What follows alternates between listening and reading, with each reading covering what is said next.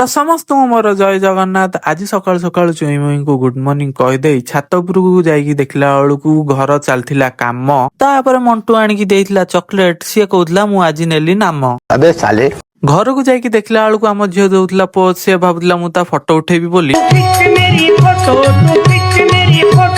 ବାହାରକୁ ଆସିକି ଦେଖିଲା ବେଳକୁ ଏଇ ପିଲା ଦିଟା ଲାଗୁଥିଲେ ଗଣ୍ଡଗୋଳ। ବୁଲା କହୁଥିଲା ମୁଁ ଖାଇବି ବୋଲି। ଘରକୁ ଯାଇକି ଦେଖିଲା ବେଳକୁ ମୋ ସାନ ଭଉଣୀ ଲୁଚଉଥିଲା ମୁହଁ। ବହୁତ ଦିନ ପରେ ମୁଁ ମୋ ଲାପଟପ୍ ବାହାର କରିକି ଅନ୍ କଲା ବେଳକୁ ମୋ ସାନ ଭଉଣୀ କହୁଥିଲା ମତେ ଟିକେ ଚଲେଇବାକୁ ଦିଅ। ତାପରେ ମୋ ସାନ ଭଉଣୀ ଚଲେଇଥିଲା ଲାପଟପ୍। ଖୁସି ହୋଇକି